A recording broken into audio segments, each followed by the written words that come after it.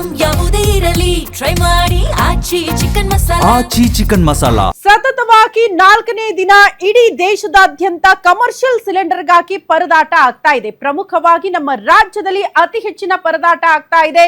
Commercial cylinder ಸಿಗ್ತಾ ಇಲ್ಲ ಅನ್ನೋ ಕಾರಣಕ್ಕೆ ಬಹುತೇಕ ಹೋಟೆಲ್ಗಳು ನಿನ್ನೆಯಿಂದಲೇ ಕ್ಲೋಸ್ ಆಗಿದೆ.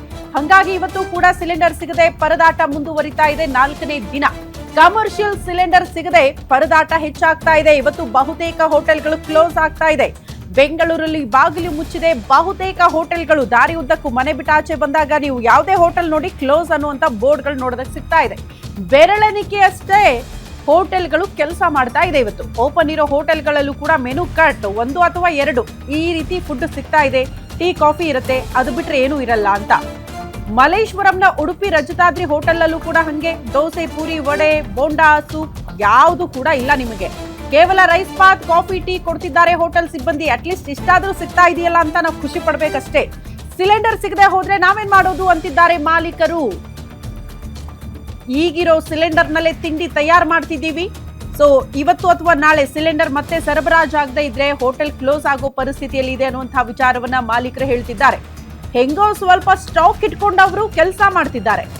ಜೊತೆಗೆ ಕೆಲ ಹೋಟೆಲ್ ಮಾಲೀಕರು ಗ್ರಾಹಕರಿಗೆ ಸಮಸ್ಯೆ ಆಗಬಾರ್ದು, ಹೋಟೆಲ್ ಕ್ಲೋಸ್ ಮಾಡಬಾರ್ದು ಅನ್ನೋ ಕಾರಣಕ್ಕೆ ಈ ಕಾಳಸಂತೆಯಲ್ಲಿ ಮಾರಾಟ ಆಗ್ತಿದೆಯಲ್ಲ ಕಮರ್ಷಿಯಲ್ ಸಿಲಿಂಡರ್ಗಳು, ಅಂದ್ರೆ ಡೀಲರ್ಗಳು ಇಟ್ಕೊಂಡ್ರು ಕೂಡ ಕೊಡ್ತಾ ಇಲ್ವಲ್ಲ. ಈ ಸಮಯ ಸಂದರ್ಭವನ್ನ ಬಂಡವಾಳ ಮಾಡ್ಕೊಳ್ಳೋದಕ್ಕೆ ಕಾಯ್ತಿದ್ದಾರಲ್ಲ ಕೆಲವರು, ಅವ್ರ ಹತ್ರ ಡಬಲ್, ತ್ರಿಬಲ್ ದುಡ್ಡೆಲ್ಲ ಇಸ್ಕೊಂಡು ಕೆಲ ಮಾಲೀಕರು, ಹೋಟೆಲ್ ಮಾಲೀಕರು ತರಿಸ್ತಿದ್ದಾರೆ. 1 ಅಥವಾ 2 ಸಿಲಿಂಡರ್ ಸ್ವಲ್ಪ ಅಡ್ಜಸ್ಟ್ ಮಾಡ್ಕೊಳ್ಳೋಣ ನಾವು ಅಂತ. ಬಟ್ ಜಾಸ್ತಿ ದುಡ್ಡು ಕೊಟ್ಟು ಸಿಲಿಂಡರ್ ತಗೊಂಡಾಗ ಆ ಹೊರೆ ಯಾರ ಮೇಲೆ ಇರುತ್ತೆ ಗೊತ್ತಾ? ಒನ್ಸ್ ಅಗೇನ್ ಜನಸಾಮಾನ್ಯರ ಮೇಲೆ. ಜಸ್ಟ್ ನೀವು ಒಂದು ಟೀ ಕಾಫಿ ಕುಡಿಯಕ್ಕೆ ಹೋಗಿ ಜಾಸ್ತಿ ರೇಟ್ ಹೇಳ್ತಾ ಇದ್ದಾರೆ ಹೋಟೆಲ್ ಮಾಲೀಕರು. ಕಾರಣ ಇಷ್ಟೇ, ಮತ್ತೆ ಸಿಲಿಂಡರ್ ರೇಟ್ ಜಾಸ್ತಿ ಆಯ್ತಲ್ಲ ಸರ್, ಸಿಲಿಂಡರ್ ಸಿಗ್ತಾ ಇಲ್ಲ, ಹಾಗಾಗಿ ನೀವು ಸ್ವಲ್ಪ ಜಾಸ್ತಿ ರೇಟ್ ಕೊಡಲೇಬೇಕು ಅಂತ ಮಾಲೀಕರು ಹೇಳ್ತಾರಂತೆ. ಇದು ಮಲೇಶ್ವರಂನಲ್ಲಿರುವಂತಹ ಉಡುಪಿ ರಜತಾದ್ರಿ ಹೋಟೆಲ್. ಸೊ ಬಹುತೇಕರು ಟೀ ಕಾಫಿ ಏನೋ ಕುಡಿತಿದ್ದಾರೆ, ಅದಷ್ಟೇ ಸಿಗ್ತಾ ಇರೋದು. ಜೊತೆಗೆ ಈ ಏನಾದರೂ ತಿಂಡಿ ಮಾಡ್ತೀನಿ ಅಂತ ಹೋದ್ರೆ 2 ಐಟಮ್ಸ್ ನಿಮಗೆ ಸಿಗದಂತೆ. ಉಳಿದಿದ್ದು ಯಾವುದು ಕೂಡ ಮೆನುವಲ್ಲಿ ಇರೋದು ಯಾವುದು ಕೂಡ ನೀವು ಡಿಮ್ಯಾಂಡ್ ಮಾಡೋ ಹಂಗಿಲ್ಲ, ಅದೇ ಬೇಕು ಇದೇ ಬೇಕು ಅಂತ. ಇರೋದನ್ನ ತಿನ್ಕೊಂಡು ಬರ್ಬೇಕಷ್ಟೇ, ಹಂಗಿದೆ ಪರಿಸ್ಥಿತಿ. ಹೋಟೆಲ್ಗಳು ಓಪನ್ ಆಗೋದೇ ದೊಡ್ಡದು ಅನ್ನೋ ವಿಷಯ ಇದೆ. ಈಗ ಓಪನ್ ಆಗಿರೋ ಹೋಟೆಲಲ್ಲಿ ಡಿಮ್ಯಾಂಡ್ ಮಾಡೋಂಗೂ ಇಲ್ಲ.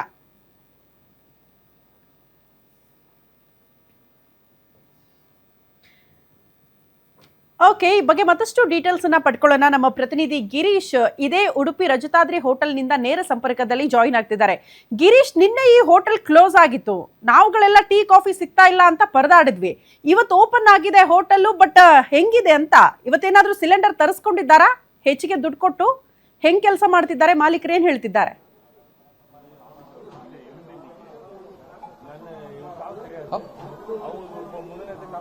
ಹೌದು ಶ್ರುತಿ, ನಿನ್ನೆ ಏನ ವರದಿಯನ್ನ ಮಾಡಿದ್ವಿ ಆ ಸಮಯದಲ್ಲಿ ಈ ಒಂದು ಹೋಟೆಲ್ ಬಂದಾಗಿತ್ತು ಅಂತ ಹೇಳ್ಬೋದು. ಯಾಕಂದ್ರೆ ಏನು ಮಾಲೀಕರು ಹೇಳುವ ರೀತಿಯಲ್ಲಿ ಸಿಲಿಂಡರ್ ಕೊರತೆ ಇತ್ತು. ಈ ಒಂದೇ ಒಂದು ಕಾರಣದಿಂದ ನಿನ್ನೆ ಹೋಟೆಲ್ ಕೂಡ ಬಂದಾಗಿತ್ತು. ಆದ್ರೆ ಇವತ್ತು ಹೋಟೆಲ್ ಓಪನ್ ಆಗಿದೆ. ಆದ್ರೆ ಇಲ್ಲಿ ಯಾವುದೇ ರೀತಿಯ ತಿಂಡಿ ತೀರ್ಥ ಸಿಗ್ತಾ ಇಲ್ಲ. ಕಾಫಿ ಮತ್ತೆ ರೈಸ್ ಬಾತ್ ಬಿಟ್ರೆ ಯಾವುದೇ ರೀತಿಯ ಬೇರೆ ಬೇರೆ ಟಿಫಿನ್ಗಳು ಸಿಗ್ತಾ ಇಲ್ಲ. ನಿಮ್ಗೆ ತೋರಿಸ್ತಾ ಹೋಗ್ತೀನಿ ನೋಡಿ.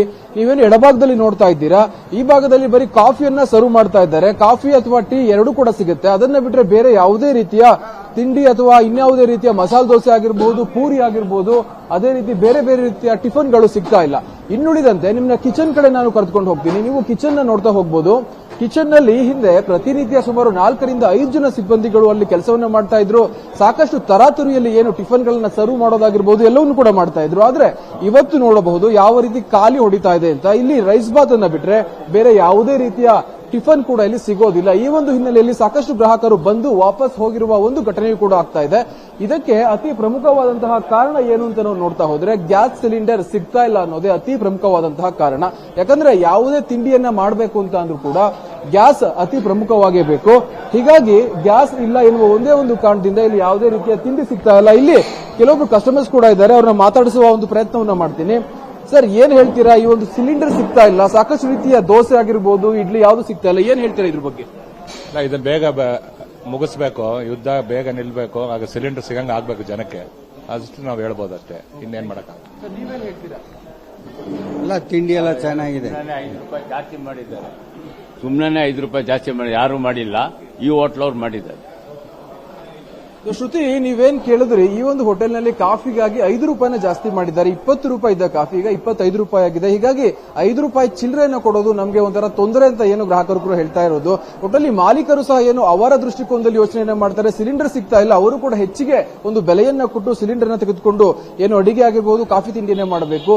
ಹೀಗಾಗಿ ಒಂದು ರೀತಿಯಲ್ಲಿ ಕಸ್ಟಮರ್ಗೆ ಇದು ಏನು ಜೇಬನ್ನ ಸುಡುತ್ತೆ ಅಂತ ಹೇಳಿದ್ರೆ ಅನಿವಾರ್ಯ ಒಂದು ಪರಿಸ್ಥಿತಿಯಲ್ಲಿ ಏನು ಹೋಟೆಲ್ನ ಮಾಲೀಕರು ಕೂಡ ಮಾಡಲೇಬೇಕು. ಸದ್ಯ ಹೀಗಿದೆ ಏನು ಹೋಟೆಲ್ಗಳ ಪರಿಸ್ಥಿತಿ ಅಂತಾನೆ ಹೇಳ್ಬೋದು. ಮುಂದಿನ ದಿನಗಳಲ್ಲಿ ಇದು ಇನ್ನು ಹೆಚ್ಚಾಗುವ ಎಲ್ಲ ಸಾಧ್ಯತೆ ಇದೆ. ಯಾಕಂದ್ರೆ ಏನು ಮಧ್ಯಪ್ರಾಚ್ಯದಲ್ಲಿ ಏನು ಯುದ್ಧ ನಡೀತಾ ಇದೆ, ಆ ಯುದ್ಧದ ಒಂದು ತೀವ್ರತೆ ಶಾಂತಿ ರೂಪವನ್ನು ತೆಗೆದುಕೊಂಡು ನಂತರದಲ್ಲಿ ಏನು ಭಾರತಕ್ಕೆ ಬರಬೇಕಿದ್ದ ಗ್ಯಾಸ್ ಆಗಿರ್ಬೋದು, ಅದೇ ರೀತಿ ಪೆಟ್ರೋಲಿಯಂ ಉತ್ಪನ್ನಗಳು ಯಾವಾಗ ಭಾರತಕ್ಕೆ ಬರುತ್ತೋ ಆ ನಂತರವಷ್ಟೇ ಎಲ್ಲವೂ ಕೂಡ ಸುಗಮವಾಗಿ ನಡೆದುಕೊಂಡು ಹೋಗುವ ಸಾಧ್ಯತೆಗಳಿದೆ. ಇದು ಒಂದು ಪ್ರಸ್ತುತವಾದಂತಹ ಮಾಹಿತಿ. ಶ್ರುತಿ, ಧನ್ಯವಾದಗಳು ತಮ್ಮೆಲ್ಲ ಮಾಹಿತಿಗೆ.